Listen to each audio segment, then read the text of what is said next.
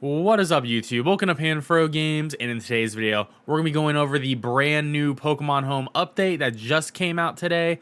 We're going to be going over Pokemon Legendary Scarlet and Violet leaks, the DEX leak, and the themes of Pokemon Scarlet and Violet. And of course, guys, if you enjoy this type of content, please leave a like, subscribe to the channel. We're trying to hit that 7,000 mark soon, and I really appreciate you.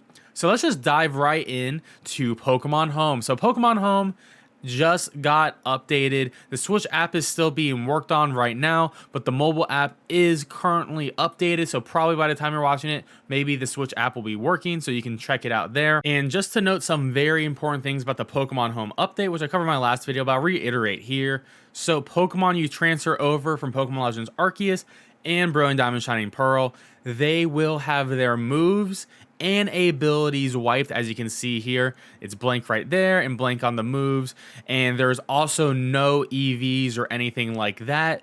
But if you were to transfer your Pokemon back from, let's say, from Pokemon Home back to Legends Arceus, they will get all their moves, all their abilities, their EVs, and all that good stuff will come back.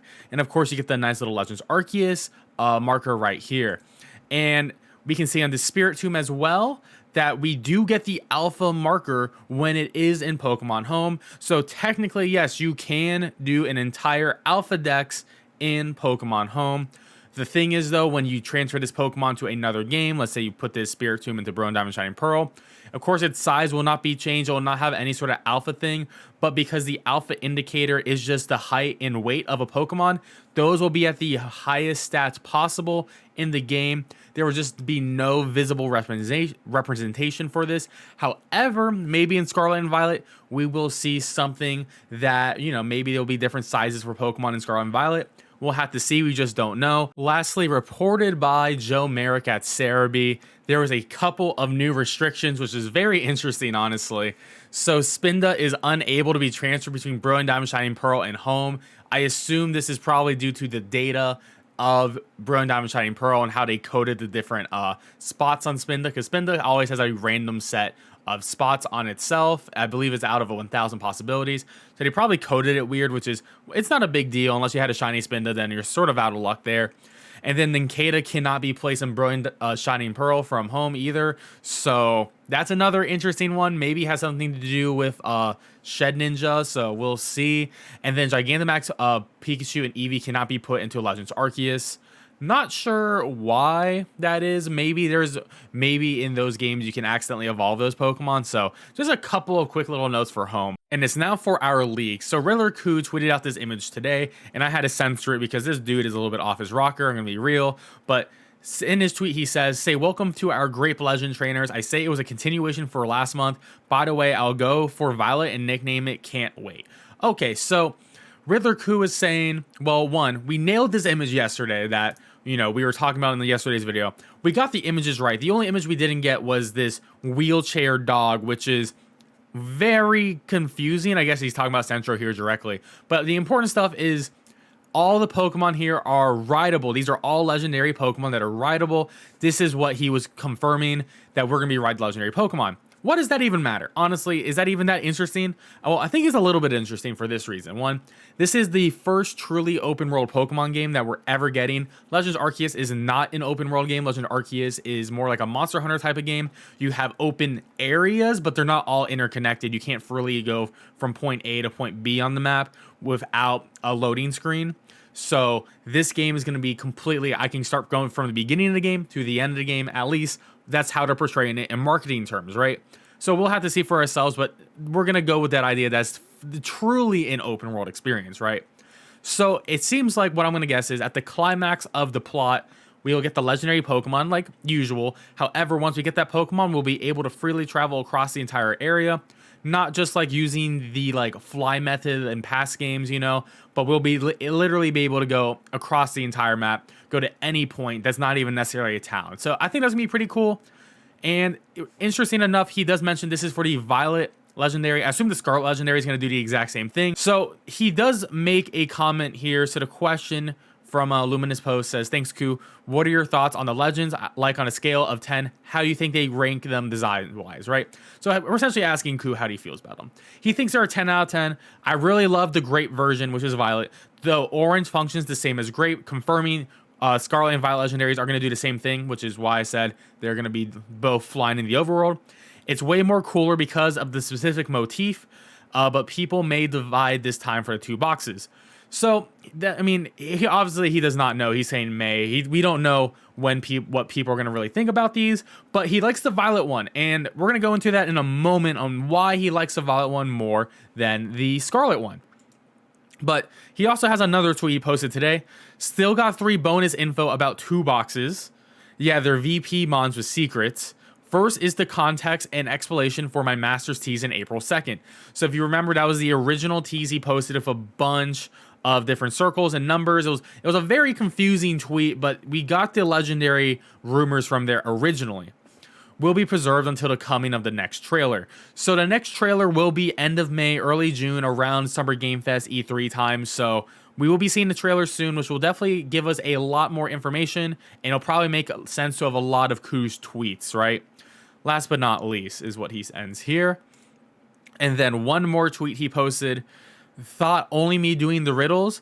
No, actually the first trailer teased the themes of the 2 boxes.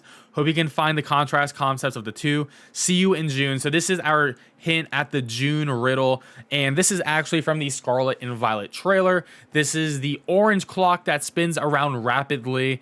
I don't want to play the GIF because it's really fast, but essentially this is spinning out of control crazy like, and it's an orange, because he's already calling them orange and grape versions. So Scarlet and Violet, this makes sense, and the Spain and Portugal area are actually known for their grapes and oranges as well. So this all makes a lot of sense. So let's dive into the actual explanation of all of this stuff, right? Well, one, here's my theory.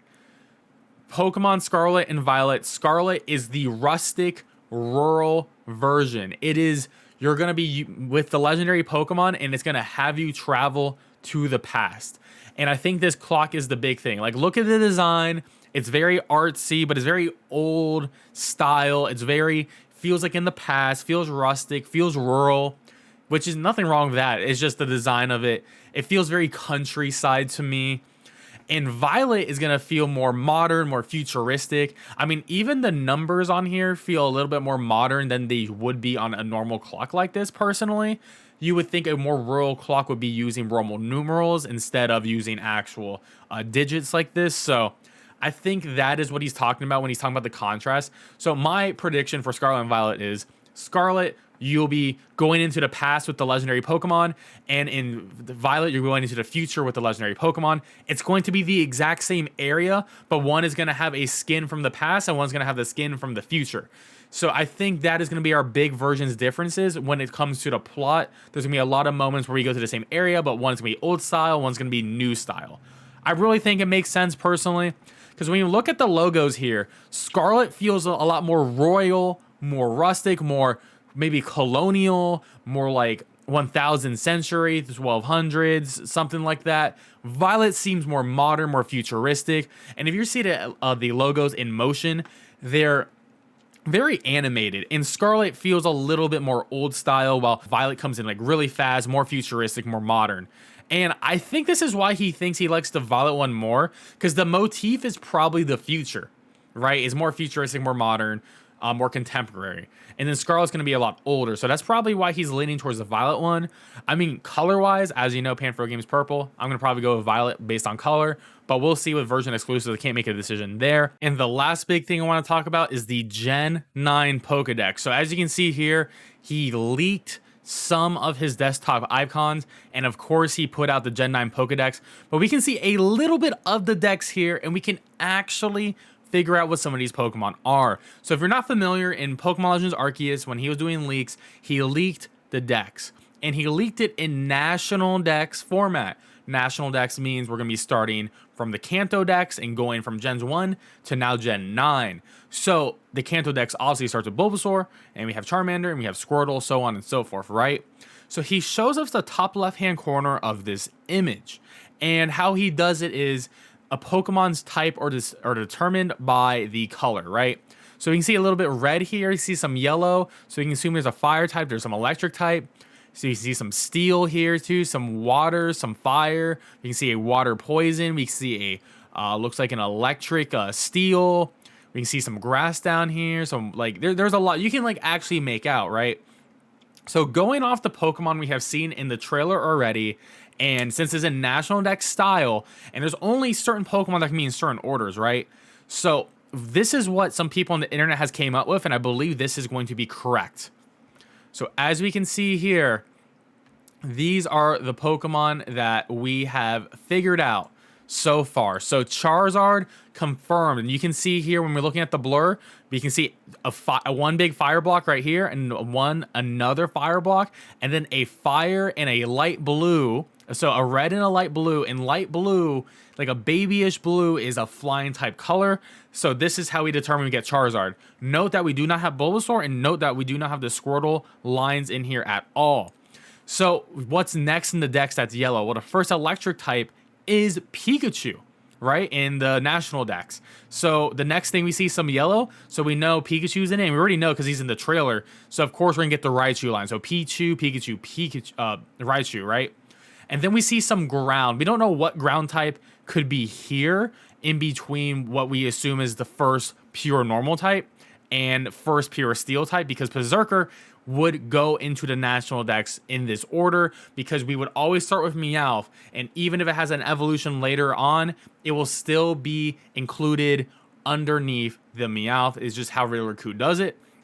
But so there's two different ground types that can be here. It can either be Sandslash or Dugtrio that can be included in Scarlet and Violet, but it's going to be one or the other, so we'll have to find out soon. We know Kantoian Meowth is in the trailer. We saw him, so we know he evolves into Persian, and there is a little steel icon here as well, so we know Meowth evolves into Berserker. Berserker confirmed.